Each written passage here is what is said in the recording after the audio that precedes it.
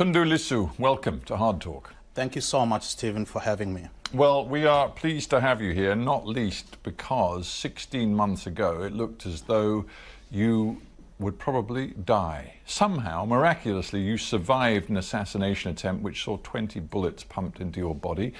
How are you today? I'm very well compared to what I was 14 months ago. As you said, I was shot multiple times. Actually, I was shot 16 times to be exact. I guess some of the bullets hit the car rather than you because they sprayed those the area. Those that hit me were 16 bullets. Those that sprayed the car, I'm told, were 38. Wow. So 16 hits and 22 surgeries later, and here I am. You seem to believe that there was a definite political intent to that attack upon you. Yes, absolutely. So what's your proof? Well, the proof is in the circumstances leading up to the attack. You see, for about 6 weeks before I was shot, there were people following me, following my car everywhere I went. There were, everywhere I went, there would be the car tailing me. And then I met... They could, of course, have been anybody. I mean, it should be said for those who don't know you, you were a very public figure in Tanzania, not just because you're a senior opposition party member, you were the whip of the opposition in the Tanzanian parliament, but also you were the head of the sort of legal association. The National Bar Association. That's right. Yes. So there were probably, I dare say, a lot of people, but some of them bad people, who might have had an animus against you. You can't be sure who might have tried to kill you. Those with whom we have proof that they had bad animus against me are the government. For a year preceding the attack on me on September 7 of 2017, I was arrested 8 times. I was charged in court with this or that offense of sedition. These are free speech offenses 6 times. There were open calls by people who we know to be members of the ruling party who called openly for my assassination after I had denounced the president, after I had revealed that one of his petty projects, this acquisition of new aircraft for Air Tanzania, had actually been seized in Canada because of his breach of contract while he was serving as Minister of Public Works. You made a series of serious allegations of corruption. Of course, the President has denied and dismissed all of them. Equally, it should be said, in the intervening months, the 14 or 15 months since the assassination attempt, the government and the authorities in Tanzania have come up with no evidence pointing to any association with the government in terms of this attack. So you seem to me to be making some allegations and some connections and claims which are highly inflammatory in today's Tanzania, but you don't have the evidence. Listen, Steve. I am the chief whip of the official opposition. I'm a parliamentary leader. I live in a government housing compound that is heavily guarded 24 hours, 7 days a week. Every apartment block inside that compound is guarded 24 hours, 7 days a week. And on the day of the attack, in broad daylight, it was 1 o'clock in the afternoon, during lunch break, during the parliamentary sessions, gunmen followed me from Parliament into this heavily guarded government housing compound where ministers, members of Parliament, the Speaker, Deputy Speaker, and so on and so forth live. And there was absolutely no protection. There were no guards at the gate. There was no security whatsoever. I understand all that, but I'm also mindful of legal niceties here. And the President did say after the attack that he utterly condemned it, and he called immediately on law enforcement to catch and punish the culprits. Did the President talk to you after the attack? He has never, ever spoken in public about this attempted assassination. Never. There was a tweet there was a tweet, a very small, very quick tweet, and it disappeared. But the president has never, ever publicly spoken about the assassination attempt. The president, and this comes from the Speaker of Parliament, the president has blocked efforts to have me treated at the cost of Parliament, which is my statutory right. And again, just to keep people informed of what has happened since, in the year and more since the attack, you have had to have medical treatment, first in Kenya, but extensive treatment, rehabilitation in Belgium. In Belgium. So you've been based in Belgium for a long time, and you've had an awful lot of time to reflect. When you think about some of the things you said in the lead-up, the summer of 2017, before the assassination attempt, you called the president a petty dictator. At one point, you called on the international community to treat Tanzania, and I'm quoting you directly, as the skunk of the world. Yes. Yeah, now that you've had time to reflect, do you think you went too far? You went over the top.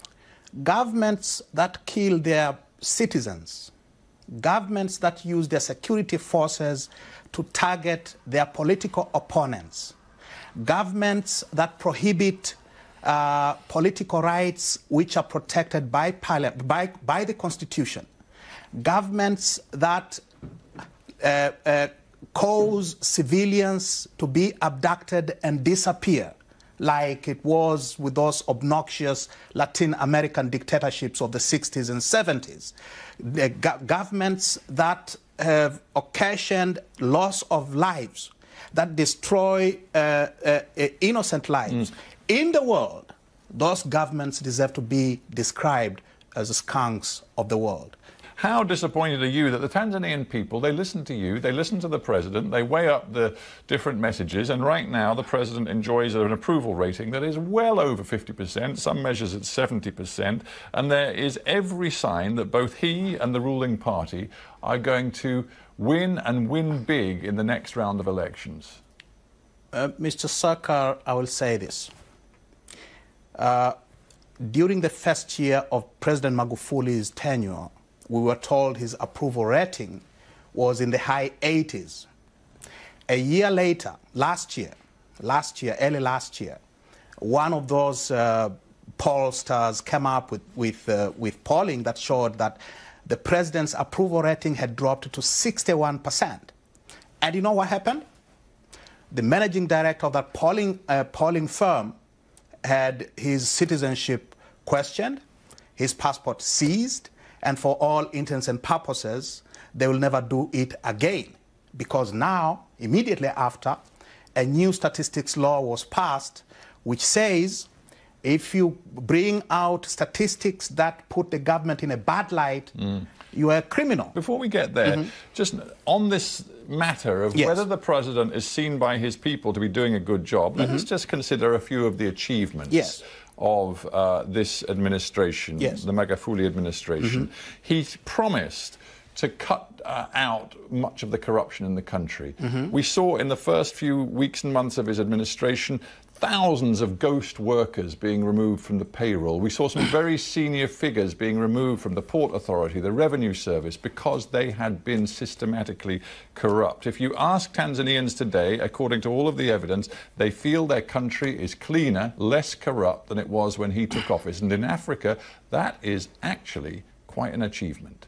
We also saw the president building a brand new airport in his home village, like Mobutu Sese Seko with his village in the middle of the forest somewhere in the Congo.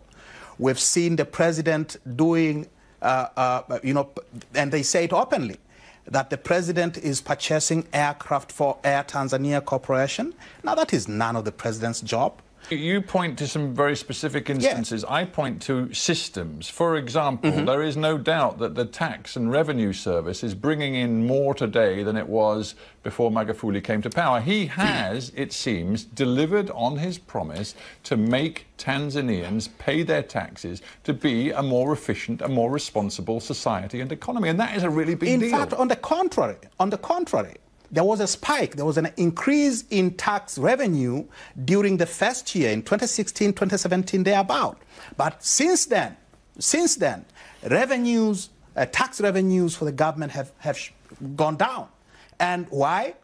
Because the president has attacked the business community. He's attacked private investors.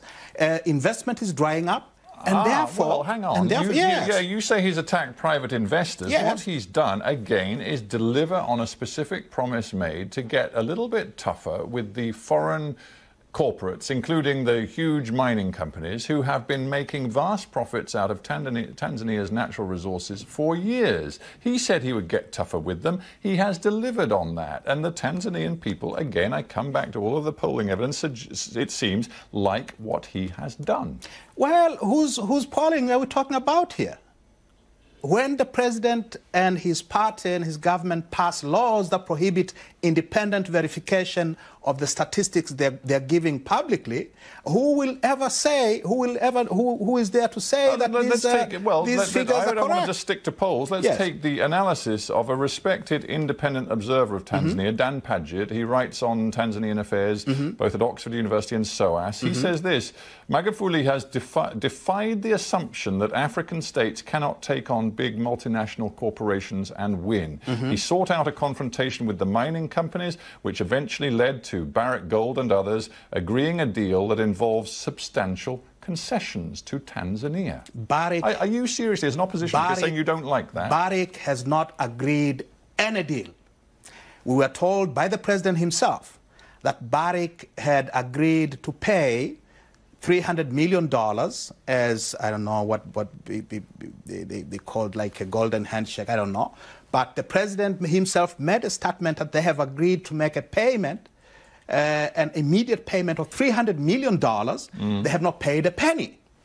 Not a penny. They were slapped with a tax bill of $194 billion. They have not paid a penny. Not a penny. But it seems you don't even want the government to take on the big foreign corporates. Well, You've been complaining, saying, oh, we must be nicer to them. And I have not said that at all. I spent 19 years, from 1999, when everyone, Magufuli included, were singing the praises of these investors in the mining sector, were ripping us off. 19 years was the sole voice to the contrary. If I may say, if it is so clear that Magufuli and his administration are failing the Tanzanian people, why is it that in the last year a substantial number, at least 6, possibly, depending on how you read it, 10 members, opposition in Parliament, and of course there are various parties in the opposition, but at least 10 members, it seems, have defected to the government side, including some of the most senior figures who were leading the opposition to Magufuli. They're now on his side. There has been a major trend. There has been a major commercial enterprise in politics in Tanzania over the past 1 year. What do you mean? I mean precisely that people have been given money to change sides. People have been promised that if you change sides, we will ensure that you return as a candidate, and we will use whatever force we have in our capacity to make sure that you win. And that's exactly what happened. You're a very senior lawyer, so you know better than I that it's very dangerous to bandy about these allegations when you don't have specific evidence, when, of course, the people who you're making the allegations against, i.e. some senior figures in the opposition, are not here to defend themselves, and they absolutely categorically deny all the charges you've just laid at their door. Let's take one example. Lawrence Masha, he was Home Affairs Minister in the government of Kikwete for a while. Then he became an opponent of Magufuli, was very hard on Magufuli, but in recent times has decided what he sees from Magufuli is actually quite positive. He says, while you may not always agree with the president and the way he does things, his heart is in the right place. He is having an impact on the lives of everyday Tanzanians. Mr. Sackur, in the 3 years since President Magufuli came to office, 380 civilians, villagers in Kibiti, Kilwa, Rufiji, and Mkuranga district, just south of Dar es Salaam, have disappeared. Bodies have been washed, found, floating in River Rufiji, in the Indian Ocean beaches. This is unprecedented in the history of Tanzania. We've never seen anything like this. We've seen in those 3 years political opponents of the government and his party being murdered with complete impunity. No investigation, no arrests, not even suspicion. murdered in broad daylight. This is unprecedented. Now, is this the price that we must pay in order to have less corruption? Is this the Tanzania you want, where the language being used and the allegations being made are getting ever more inflammatory? The government clearly is worried by this. They've passed a whole raft of measures and proposed some more, which many would say repress freedom of speech. They say it's because they are so very worried that freedom of speech in Tanzania is being abused by people spreading false allegations, making up stories. That's why they've put new controls on social media, on bloggers. They've also, from time to time, closed down newspapers, radio stations. I just wonder whether, again, on reflection, you feel that the way you're making your political arguments is fanning the flames or actually cooling tensions? Stephen, what I have said about the killings of civilians in the refugee area, what I have said about disappearances of political opponents, what I have said about the crackdown on the press, what I have said about individual bloggers or people sending these messages on WhatsApp groups and so on and so forth, has been said with more or less the same vehemence by the churches, by the press. They've been spoken in Parliament. They've been said by the international community.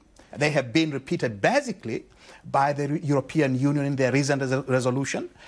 So what I'm saying is nothing, absolutely nothing new for those who know what has been happening in Tanzania. It faces you with a choice, though, because the government, even with its latest legislation, where it wants to repeal the Political Parties Act to make it much more difficult for opposition political parties to conduct what is being called activism on the streets, you then face a choice. Are you going to confront this government and its repressive legislation openly, and that could, of course, lead to violence, or are you going to find ways which are peaceable rather than potentially confrontational? We have always fought political battles peacefully.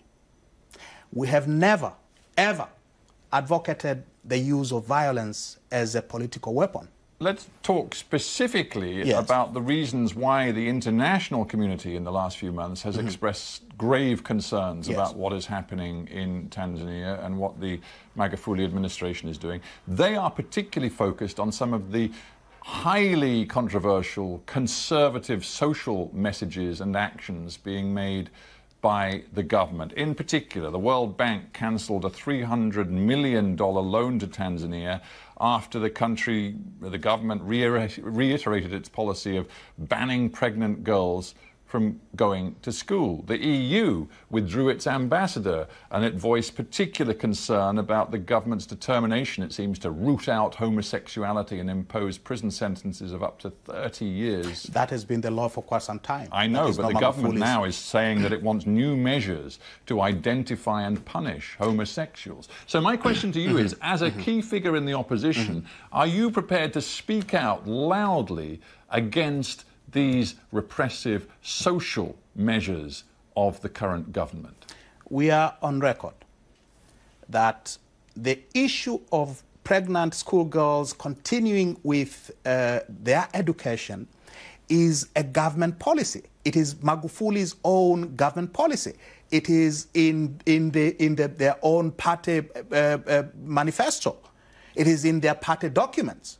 It is part of our law. So for the president to stand up and say, we will no longer educate schoolgirls because they are pregnant, is going not only against the law, it is also going against the stated party policy of his own party. So you're clear on that. You absolutely reject his stand on that. What about his defense of the punitive laws on homosexuality? Would you, as a leading opposition figure here on Hard Talk, speak out against those punitive laws? President Magufuli has said this, and I'm not asking what he. We know he's deeply socially conservative on these issues. We have to get the record straight, Steve. The president, the foreign minister, Dr. Mahiga, has said that whatever actions were taken by the Regional Commissioner for Dar es Salaam, those are not government policy. That is not government policy. What I want to know, and I dare say many people around the world would like to know, is a senior African opposition politician prepared in public to say these laws that we have currently in our country on homosexuality, punishment of up to 30 years in prison, are utterly unacceptable, and if I achieve power, we will get rid of those laws? Every individual is entitled to their privacy. We should never allow the government to start peeping into people's bedrooms. So you would eliminate all of these laws which criminalize homosexuality. Let me put my... Please, yes, because we're out of time almost. Would you eliminate the laws that criminalize and punish homosexuality? If they violate, and I think they violate the privacy, the right to privacy that is protected by the Constitution, then those laws are definitely unconstitutional. By the Constitution of Tanzania, I'm not talking about any other constitution. Our Constitution says these are private matters and they should remain private matters. In the course of this interview, you've outlined so many different areas where you say the president is taking Tanzania in the wrong direction. Yes. Now, you've accused him of an awful lot of bad stuff during our conversation. Yes. Are you, having had your all of your operations, your surgery and your rehabilitation, are you now ready to go back to Tanzania to fight this president politically, put your name on the ballot for the next presidential election? My treatment is still ongoing, but I have stated clearly that when the doctors declare me fit to go, I will go to Tanzania. That is one. I'm not in exile. I'm in Belgium because I was shot 16 times and doctors have had to operate on me. So are you prepared to go back to Tanzania without specific security and safety guarantees? I will go back to Tanzania when I'm fully fit. And the president and his government will have to tell the world whether returning home to Tanzania I will be protected by the government, as I should. The government has a responsibility to make sure that I am safe. I'm still a member of parliament. I'll go back to continue the work that I was chosen to do. And you spoke about the ballot. I have stated, if the people of Tanzania, if the members of my party believe that I'm the correct person to face President Magufuli in 2020, I'm more than ready to do so. Tundu Lissu, we'll keep watching that story. Thank you very much. Thank you so much, Steve. Thank you so much, Steve, for coming.